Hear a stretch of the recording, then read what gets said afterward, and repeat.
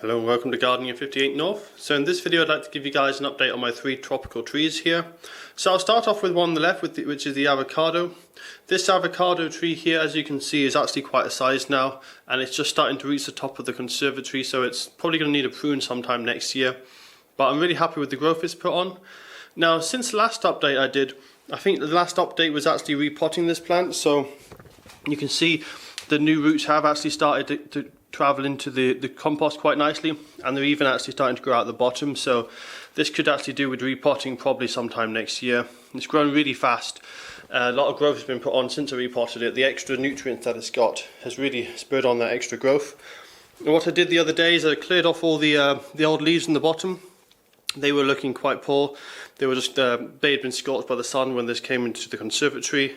So they've all been removed now. You can see we've got this lovely straight stem. It is, however, starting to lean now, so I'll probably need to have something to support it, because the top growth, particularly this bit on the right, is growing so much to the side. The whole tree is starting to lean a little bit, so I would like to straighten that up and have a nice straight stem, but generally it does look quite nice. So I'll show you a picture now what it looked like a few months ago when I last did an update.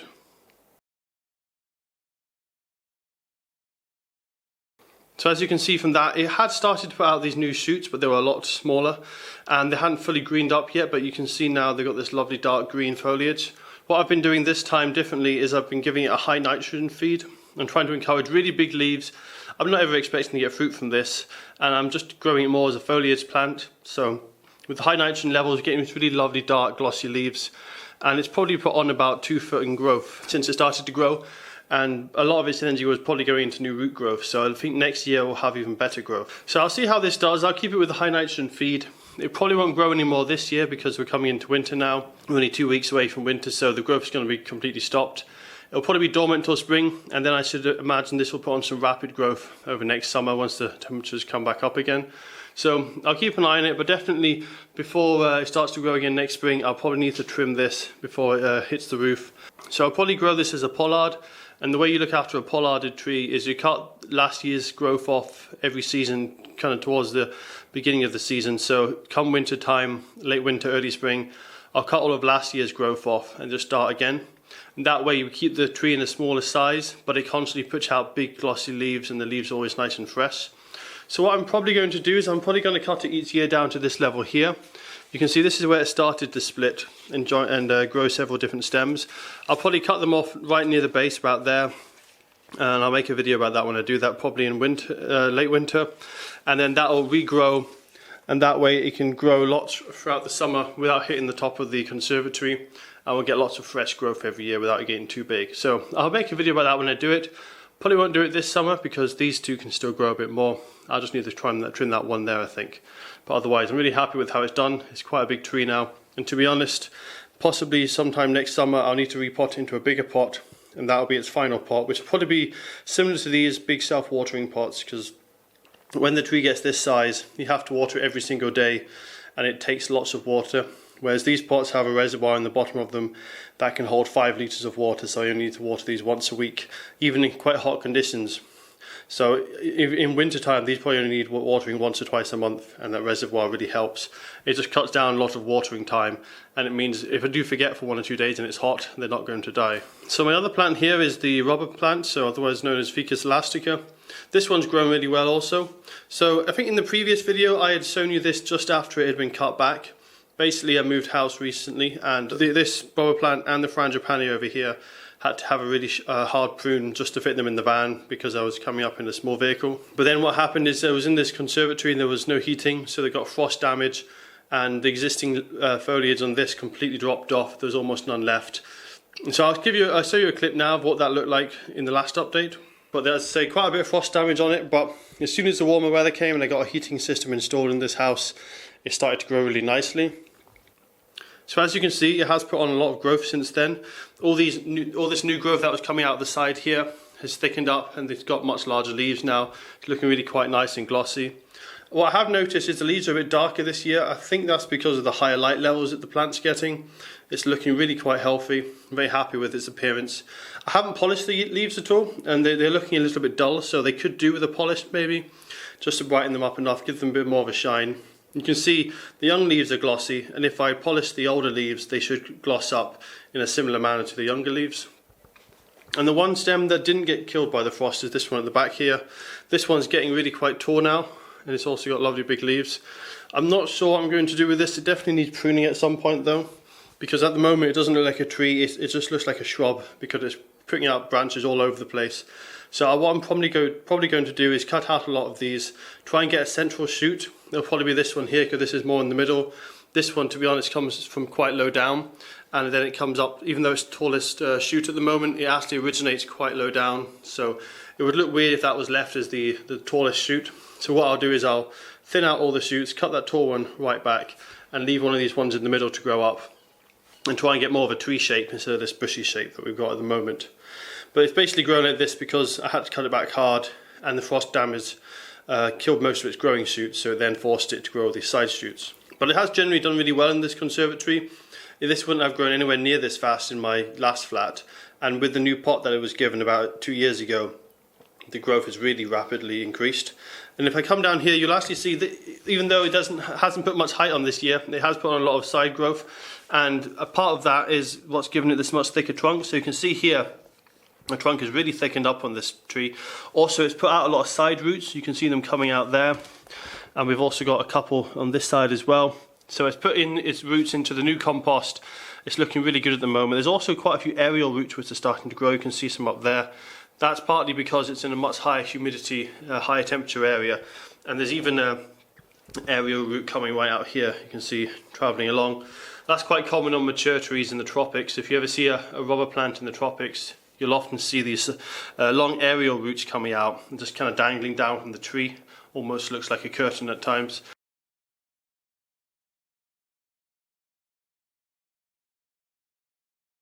So I might cut some of them off if they look messy. Otherwise, I might just grow some of these ones from up here into the soil. I think that might look quite interesting, having giant kind of buttress flying roots coming down. So that'll be interesting to see. But it is good how much this has thickened up. It's getting a nice thick, strong trunk now.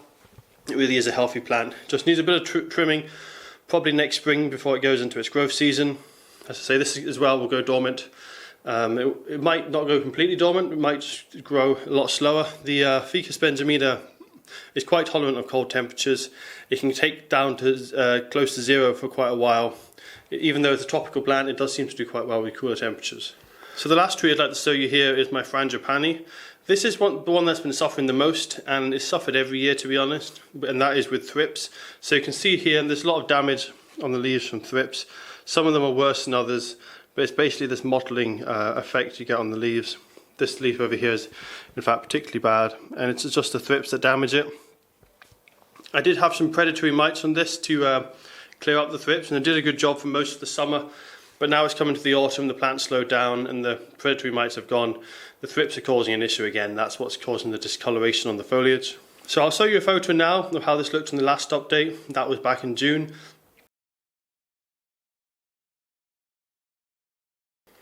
So as you can see from that, it was only just coming into growth, and it was just a few shoots coming up. And this is growing a huge amount, especially for a Frangipani. My Frangipanis never grow particularly fast. They're not the fastest growing plants. So certainly nothing like a rubber plant or a avocado. It grows a lot slower than them, but it's grown probably over 2 foot on some of the stems. So you can see this one down here, for example, is about 2 foot, maybe 50, 60 centimeters in height.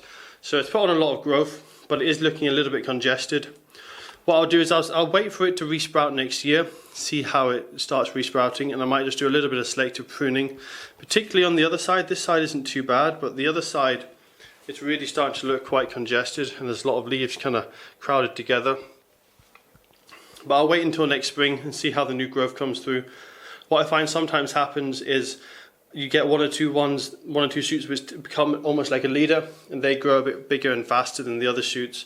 When that happens, some of the lower down shoots then get a bit more space, because next year it will only have leaves from here upwards. So basically all these leaves, they normally only last for 1 year. So all the leaves that you see now will be completely gone, and the new leaves will be on the end of the new growing tips. So there'll be a lot of leaves up above, but lower down there won't be much. So if you have any shorter stems that are growing lower down, they won't be as shaded out as it looks like they might be.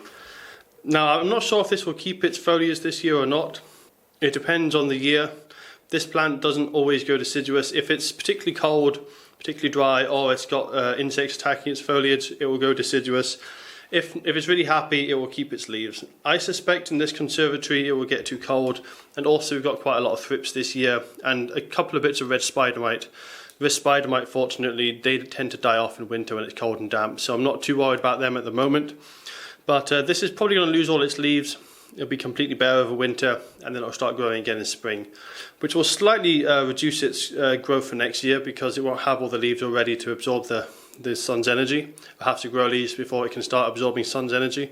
But it will still grow quite well, I should think, because it likes this hotter environment, and it's certainly grown better here than it ever did in my previous flat, even though it's not looking at its best now, because it's growing from quite a low down base when it was frost damaged.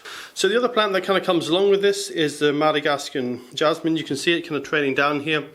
Now originally this was a plant that never did well in my house. It always kind of struggled, so I just put it on the Frangipani to cover up some of the lower bare stems. And it's probably been in this pot for about 3 or 4 years, to be honest. And it was just about the size of this this frame at the bottom down here, so probably just less than 1 foot tall.